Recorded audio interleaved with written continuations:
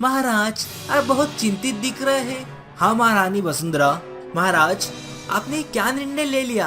आप भली भांति जानते हैं कि वहाँ जंगल समान जंगल नहीं है। इतनी देर से चलता ही जा रहा हो, बहुत थकान हो रही है, रोशनी निकलती हुई दिखाई देती है। अरे बड़े भैया, यह क्या हो गया आपको?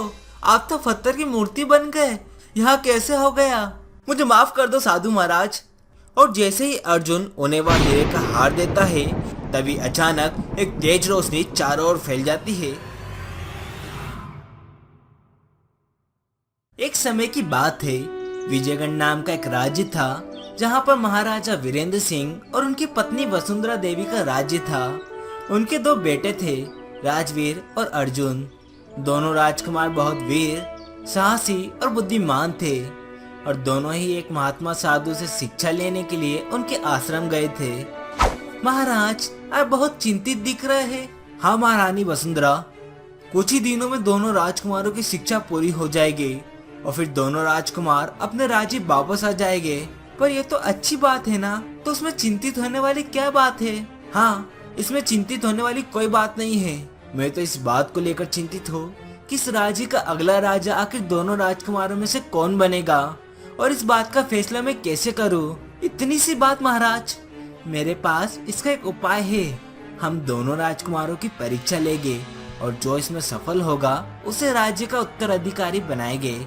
महाराज को यह सुझाव बहुत पसंद आया।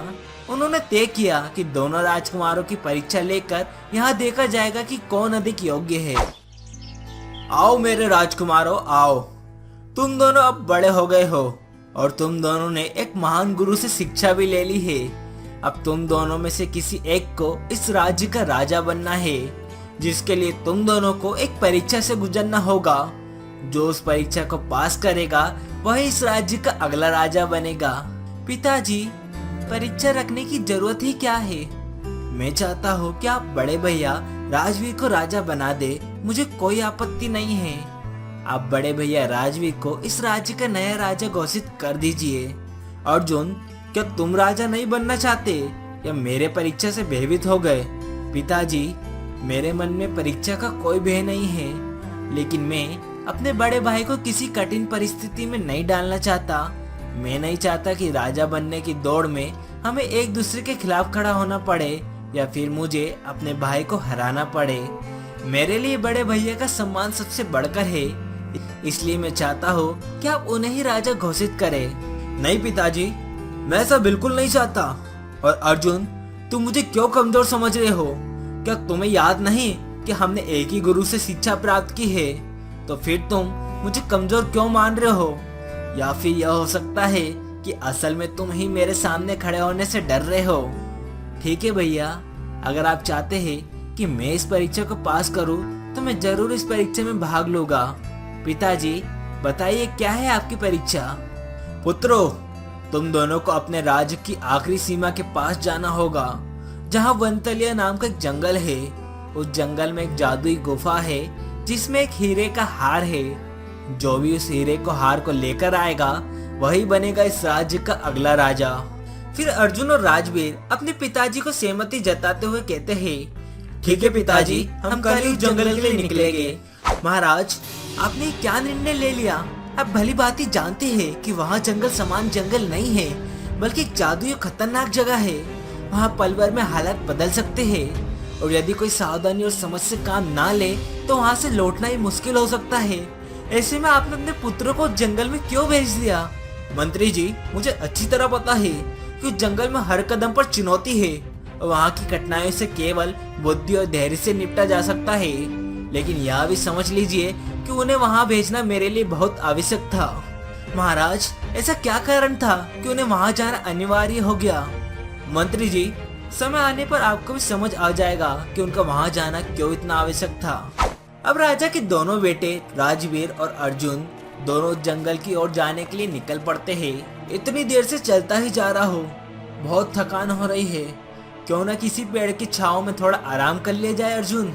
हाँ भैया, थकान तो हो रही है, चलो फिर कहीं थोड़ा आराम कर लेते हैं। दोनों लोग एक पेड़ की छांव में बैठकर सो जाते हैं। थोड़ी देर बाद अर्जुन जागता है और देखता है कि राजवीर वहाँ नहीं है। अरे, बड़े भैया कहाँ चले गए और मुझे बताया भी नहीं। लगता है मैंने बहुत ज्यादा ही आराम कर लिया। अब मुझे जाना चाहिए। लगता है भैया उसी तरफ गए होंगे। पानी, पानी, कोई पानी दे दो। यह आवाज कहाँ से आ रही है? कोई तो पानी के लिए पुकार रहा है, मगर यहाँ तो कोई दिख ही नहीं रहा है। कुछ कदम आगे बढ़ने पर अर्जुन को एक बूढ़ा व्यक्ति जमीन पर लेटा हुआ दिखता है।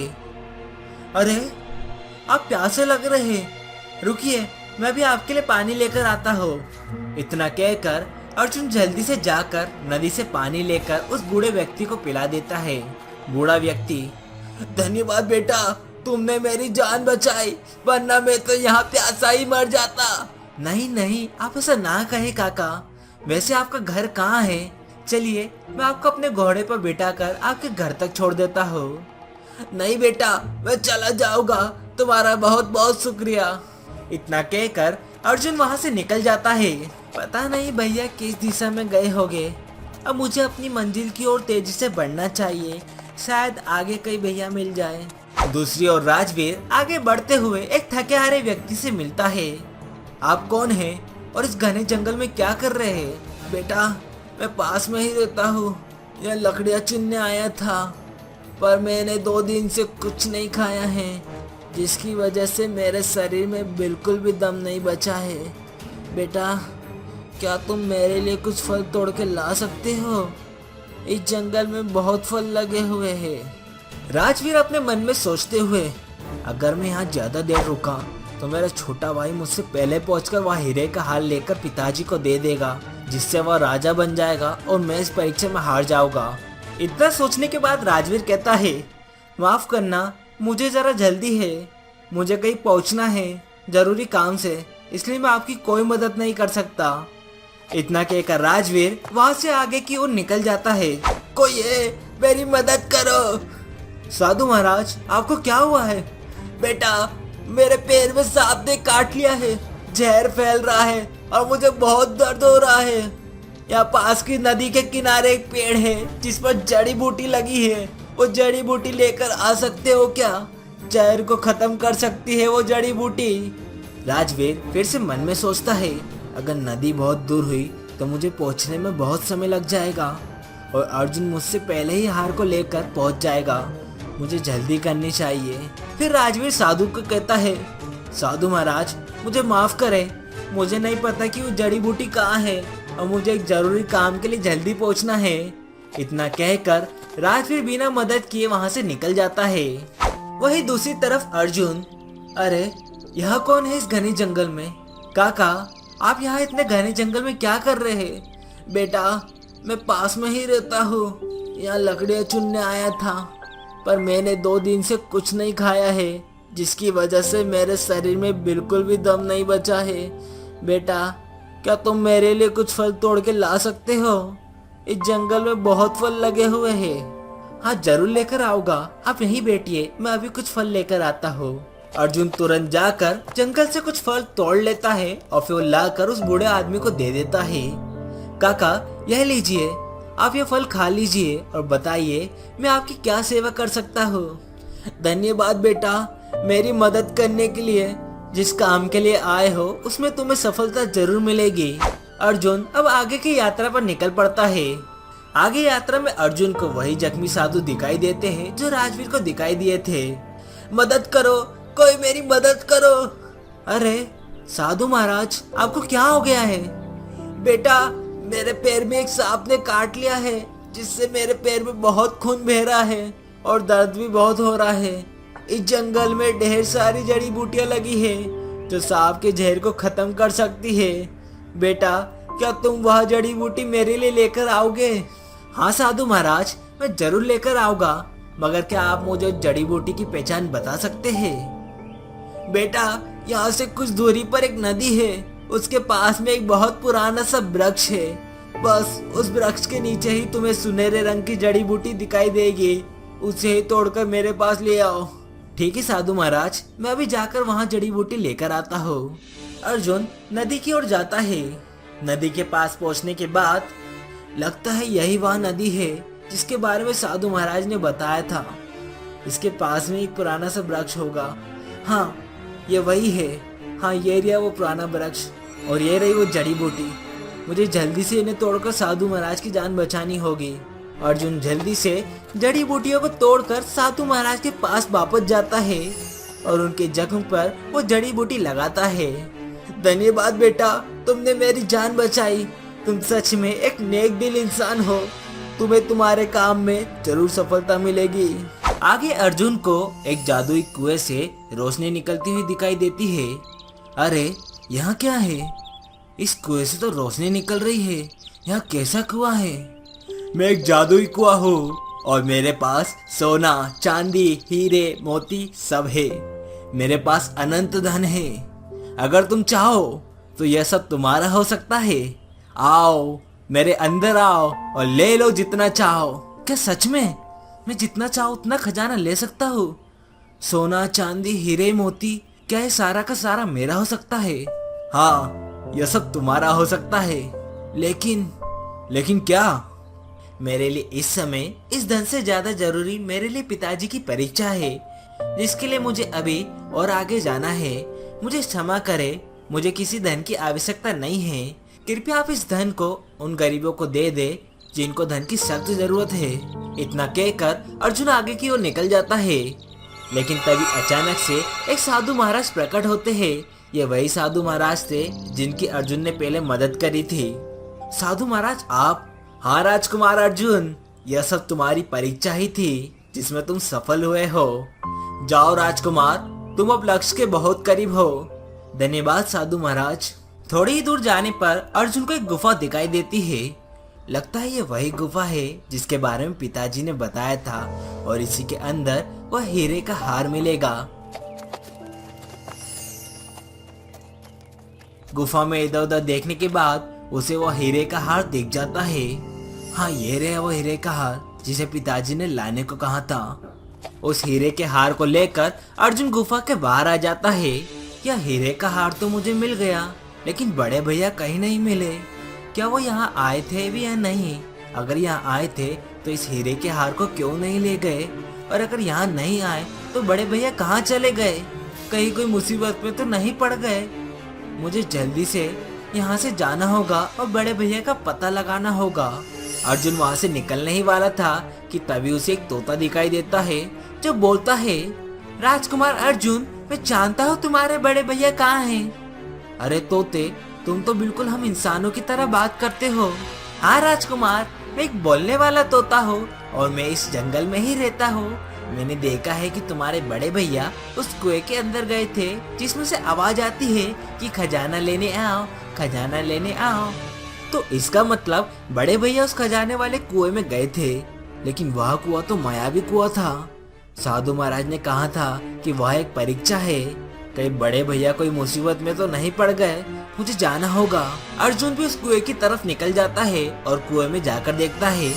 अरे बड़े भैया, यह क्या हो गया आपको? आप तो पत्थर की मूर्ति बन गए, यह कैसे हो गया? इतना कहते ही अर्जुन उस मूर्ति को हाथ लगाता है, जिससे राजवीर फिर से इंसान बन जाता है। अरे वाह, मैं इंसान बन गया, मैं वापस इंसान बन गया, मैं ठीक हो गया। अर्जुन, मैं ठीक हो गया। पर तुम्हारे हाथ लगाने से मैं पत्थर की मूर्ति से इंसान कैसे बन गया? तभी साधु महाराज वहाँ फिर से प्रकट होते हैं, क्योंकि अर्जुन एक नेक दिल, दयालु और सच्चा इंसान है जिसके स्पर्श से तुम वापस इंसान बन गए हो। तुम्हें पत्थर की मूर्ति सिर्फ एक सबक देने के लिए बनाया गया था। मुझे माफ कर दो साधु महाराज, अब से मैं भी एक सच्चा और ईमानदार इंसान बनकर दिखाऊंगा। मैं किसी से छल नहीं करूंगा और ना ही कभी लालच करूंगा। अर्जुन, तुम भी मुझे माफ कर देना, मैंने तुमसे भी छल किया था। तुम्हें पेड़ के नीचे सुलाकर मैं खुद वहाँ से हीरे का हार लेने निकल पड़ा था ताकि मैं राजा बन सकूं। लेकिन अब मुझे समझ आ गया है कि छल करके कोई जीत नहीं सकता। दोनों भाई महल की तरफ लौटते हैं और अर्जुन अपने पिता राजा वीरेंद्र सिंह को वह हीरे का हार सौंपता है। बहुत अच्छा काम किया अर्जुन, अब समय आ गया है कि इस हीरे के हार को महारानी वसुंधरा को दे दिया जाए। महारानी वसुंधरा दरबार में आगे बढ़ती है और जैसे ही अर्जुन उन्हें वह हीरे का हार देता है, तभी अचानक एक तेज रोशनी चारों ओर फैल जाती है। सभी चकाचौंध हो जाते हैं। यह क्या हो रहा है? धीरे धीरे महारानी का रूप बदलने लगता है, उनका चेहरा नीला पड़ जाता है। और कुछ ही क्षणों में वो एक विशाल नागिन में तब्दील हो जाती है। तुम तो महारानी वसुंधरा नहीं हो, तुम कौन हो? फिर नागिन क्रोधित आवाज में कहती है, हाँ, मैं वसुंधरा नहीं हूँ, मैं एक नागिन हूँ जो वर्षों से तुम्हारे राज्य को बर्बाद करने की योजना बना रही थी। मैं यहाँ से तुम्हारे राज्य की संपत्ति और ताकत को हथियाने आई थी। सभी लोग डर के मारे कांप रहे थे। तुम नागिन हो, लेकिन असली महारानी वसुंधरा कहाँ है? तुम्हारी असली महारानी को मैंने कैद कर लिया है।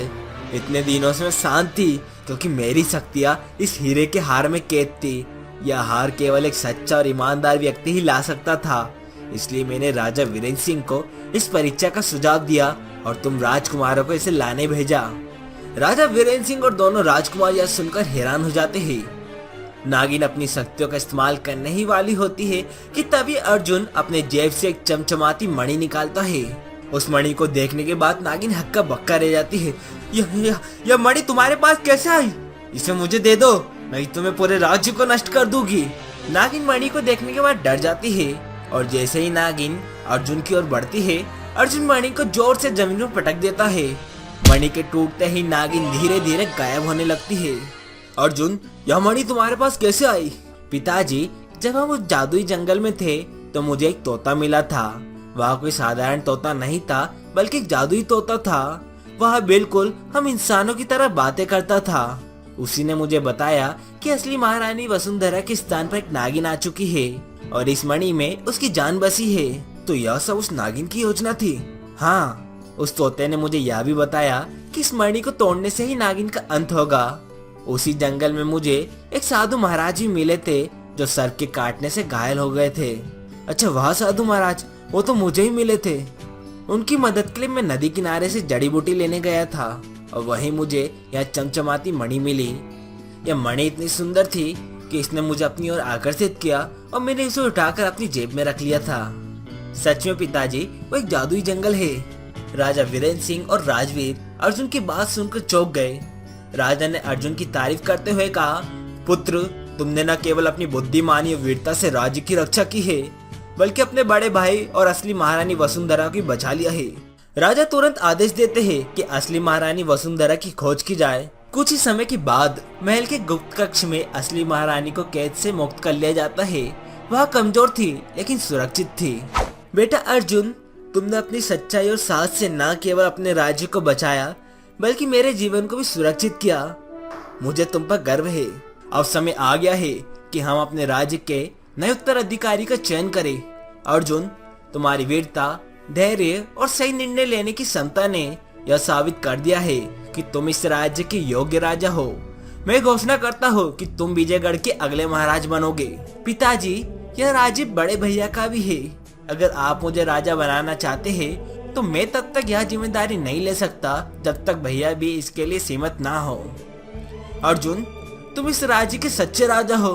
तुम्हारा दिल सच्चाई और अच्छाई से भरा है, बल्कि मेरे जीवन को भी सही दिशा दी। मुझे तुम पर गर्व है और मैं पूरी तरह सहमत हूँ कि तुम ही विजयगढ़ के राजा बनने के सबसे योग्य हो। राजा वीरेंद्र सिंह ने सभी के सामने राजकुमार अर्जुन को विजयगढ़ का नया राजा घोषित कर दिया। राज्य में जश्न का माहौल बन गया और हर कोई अर्जुन की जय जयकार करने लगा। राजा अर्जुन ने अपने राज्य को न्याय, सद्भाव और प्रेम से चलाया। उन्होंने अपने बड़े भाई राजवीर को अपना सबसे भरोसेमंद सलाहकार बनाया और दोनों ने मिलकर राज्य को समृद्धि और शांति की ओर आगे बढ़ाया। असली महारानी वसुंधरा के लौटने के बाद राज्य में फिर से खुशहाली आ चुकी थी और विजयगढ़ हमेशा के लिए एक महान और शक्तिशाली राज्य बना रहा।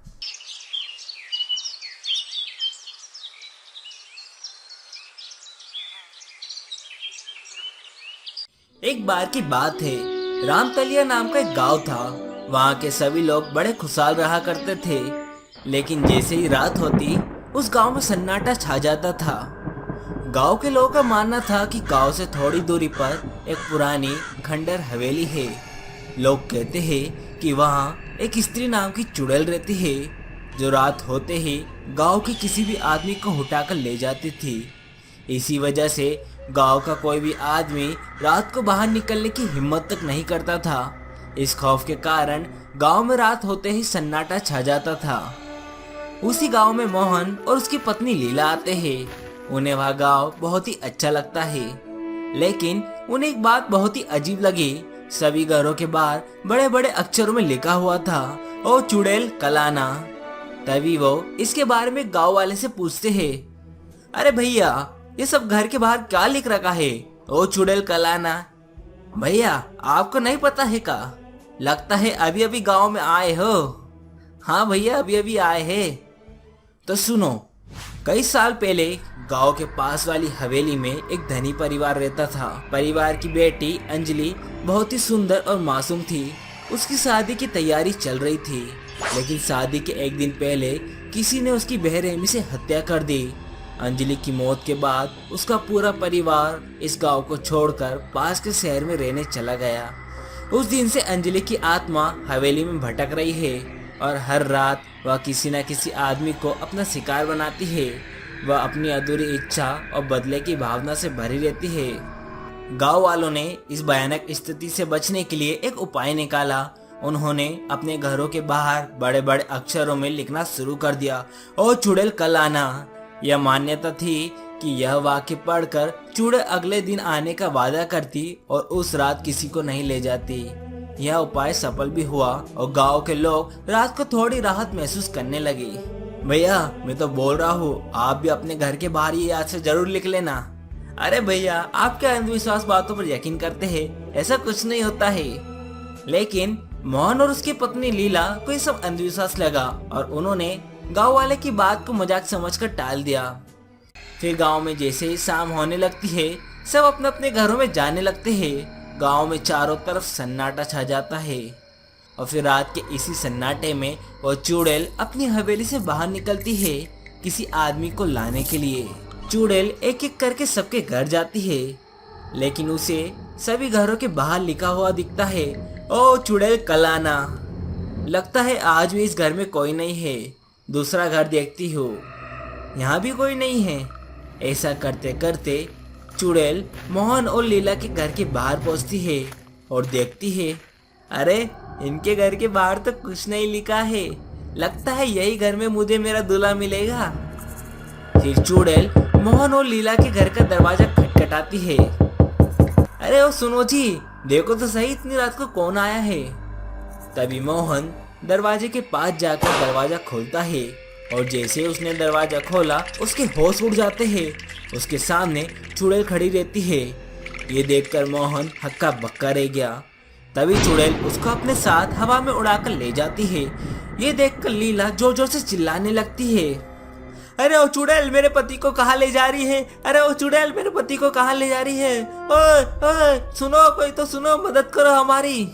लीला की तेज आवाज सुनकर आसपास के गांव वाले घरों से बाहर आ जाते हैं। वो सभी चुड़ैल को हवा में उड़ता हुआ देख डर जाते हैं। लीला चीखती रहती है, लेकिन कोई भी गांव वाला चुड़ैल को पकड़ने नहीं जाता, क्योंकि सभी चुड़ैल की ताकत के आगे बेबस थे।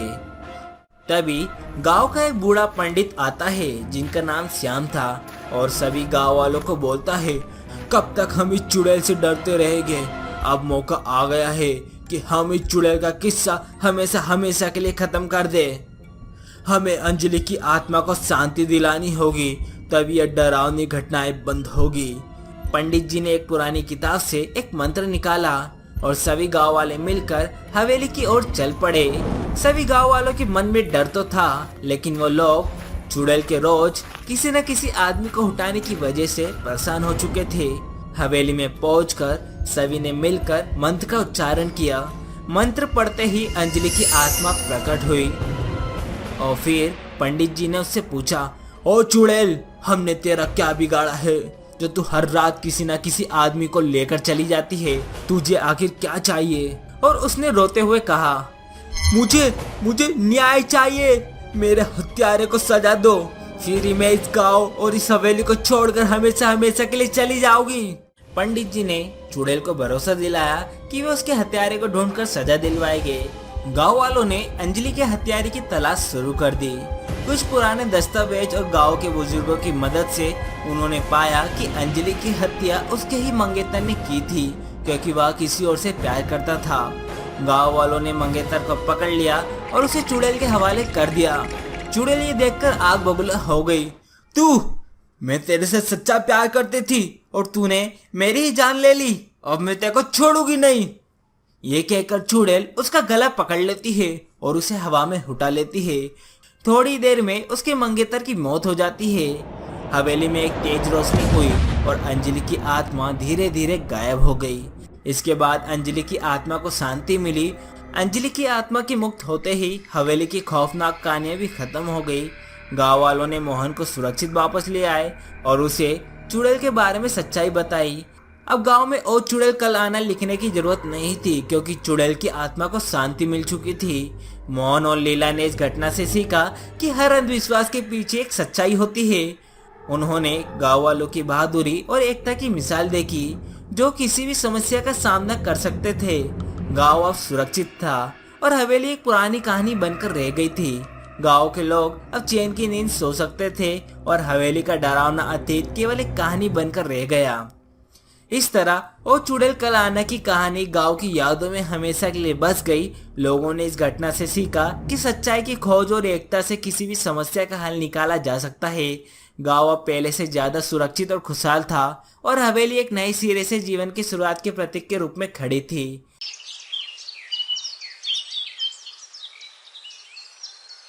चंदेरी नाम का एक छोटा सा गांव अपनी सुंदरता और शांति के लिए मशहूर था, लेकिन इस गांव में एक रहस्यमय और डरावना पहलू भी था। गांव में जैसे ही रात होती, उस गांव में सन्नाटा छा जाता था। गांव के लोगों का मानना था कि गांव से थोड़ी दूरी पर एक पुरानी खंडर हवेली है। वहाँ एक पढ़ी लिखी चुड़ैल रहती है, जो हर रात आती और किसी न किसी आदमी को उठा ले जाती। हर रात जैसे ही अंधेरा घिरता, गांव में सन्नाटा छा जाता। लोग डर के मारे अपने घरों में दुबक जाते। चुड़ैल आती और किसी न किसी आदमी को उठा ले जाती। कई बार लोगों ने उसे रोकने की कोशिश भी की, लेकिन उसकी ताकत के आगे सब बेबस हो जाते। गांव वालों ने इस समस्या का हल निकालने के लिए एक अनोखा तरीका अपनाया। उन्होंने अपने घरों के बाहर बड़े बड़े अक्षरों में लिख दिया, ओ चुड़ैल कल आना। चुड़ैल जब भी यहाँ पढ़ती तो उसे लगता कि उसे अगले दिन आना है और वह बिना किसी को नुकसान पहुंचाए लौट जाती। इस तरीके से गांव वाले हर दिन सुरक्षित रहते थे। गांव में धीरे धीरे शांति लौटने लगी थी कि अचानक एक नए भयानक संकट ने दस्तक दी। एक सिर कटा भूत गांव में आने लगा और लोगों के सिर काटने लगा। यह भूत न केवल दिखने में भयानक था, बल्कि इसकी गति भी तेज थी। वह इतनी तेजी से हमला करता कि किसी के समझने से पहले उसका सिर उसके धड़ से अलग हो जाता। गांव वाले इस नए भूत के आतंक से बहुत परेशान हो गए थे। वे समझ नहीं पा रहे थे कि अब क्या करें। गांव वाले हर रोज डर के साए में जी रहे थे कि सिर कटा भूत किस समय किस दिशा से आएगा, कोई नहीं जानता था। लोग अपने घरों से बाहर निकलने से डरने लगे थे। बच्चों को घरों में बंद कर दिया गया था और खेती बाड़ी का काम भी ठप हो गया था। गांव की महिलाओं ने मंदिर में जाकर देवी देवताओं से प्रार्थना भी की, लेकिन कोई हल नहीं मिला। गांव वालों ने बैठक बुलाई और विचार किया कि इस सिर कटा भूत से कैसे निपटा जाए। अरे भैया, क्या करें इस सिर कटे भूत का? आए दिन किसी न किसी का सिर कट रहा है। अगर इसको नहीं रोका गया तो पूरे गांव का विनाश हो जाएगा। तभी एक गांव वाला बोलता है, भैया, एक भूत का सामना तो एक भूत ही कर सकता है। उस व्यक्ति की बात सुनकर सब हक्का बक्का रह गए और गहरी सोच में पड़ गए। अंत में उन्होंने फैसला किया कि चुड़ैल की मदद ली जाए। उन्होंने अपने घरों के बाहर ओ चुड़ैल कल आना की जगह ओ चुड़ैल रक्षा करना लिखना शुरू कर दिया। उन्हें उम्मीद थी कि चुड़ैल उनकी मदद करेगी। उस रात जब चुड़ैल गांव में आई और ओ चुड़ैल रक्षा करना पड़ा, तो चुड़ैल भी इस नए संदेश को पढ़कर हैरान थी। उसने गांव वालों की चिंता समझी और उनकी मदद करने का निश्चय किया। उसी रात जब सिर कटा भूत गांव में आया, अच्छा तो तू है वो सिर कटा भूत? तेरी हिम्मत कैसे हुई मेरे गांव के लोगों का सिर काटने की? अब इसकी सजा तो तुझे मिलकर रहेगी। ये बोलते ही चुड़ैल और सिर कटे भूत में भयानक लड़ाई शुरू हो गई। दोनों एक दूसरे पर हमला करने लगे। चुड़ैल ने अपनी जादुई शक्तियों का उपयोग करके सिर कटे भूत के खिलाफ संघर्ष किया और उस पर कई बार किए। लड़ाई के दौरान चुड़ैल ने सिर कटे भूत का रहस्य जान लिया। यह सिर कटा भूत वास्तव में एक प्राचीन श्राप का शिकार था। बरसों पहले एक निर्दोष आदमी को गलत आरोप में फंसाकर मार दिया गया था और उसका सिर काटकर अलग कर दिया गया था। जब से ही उसकी आत्मा बदला लेने के लिए भटक रही थी। चुड़ैल ने अपनी शक्तियों का इस्तेमाल करके सिर कटे भूत को एक पिंजरे में कैद कर लिया। सिर कटे भूत के पिंजरे में कैद होते ही गांव के सभी लोग अपने अपने घरों से बाहर आ जाते हैं और पंडित जी ने अपने मंत्रों के द्वारा सिर कटे भूत की आत्मा को शांति दिलाई और उसे हमेशा के लिए मुक्त कर दिया। गांव में अब शांति लौट आई थी। गांव वालों ने चुड़ैल का धन्यवाद किया और उसे अपना रक्षक मान लिया। अब गांव वाले अपने घरों के बाहर ओ चुड़ैल कल आना की जगह ओ चुड़ैल रक्षा करना लिखने लगे और चुड़ैल ने भी फिर कभी किसी को नुकसान नहीं पहुंचाया और गांव में सभी के साथ मिलजुल कर रहने लगी। चुड़ैल ने गांव के बच्चों को पढ़ाना भी शुरू कर दिया था और लोग अब उसे एक शिक्षक के रूप में देखने लगे। चुड़ैल ने गांव वालों को न केवल डर से छुटकारा दिलाया बल्कि उन्हें शिक्षा का महत्व भी समझाया। उसने गांव के लोगों को संगठित किया और उन्हें सिखाया कि कैसे एकता और समझदारी से किसी भी समस्या का समाधान किया जा सकता है। गांव में अब न केवल शांति थी बल्कि विकास भी होने लगा था। चंदेरी गांव की यह कहानी हमें सिखाती है कि कभी कभी सबसे अनोखी और अजीब समस्याओं का हल भी समझदारी और एकता से निकाला जा सकता है। गांव वालों ने अपने डर को दूर कर न सिर्फ चुड़ैल को मित्र बनाया बल्कि एक नए संकट से भी निपटने का साहस दिखाया। इस कहानी में शिक्षा, समझदारी और एकता की शक्ति का उदाहरण मिलता है जो हमें प्रेरणा देता है कि किसी भी संकट से निपटने के लिए हमें मिलजुल कर प्रयास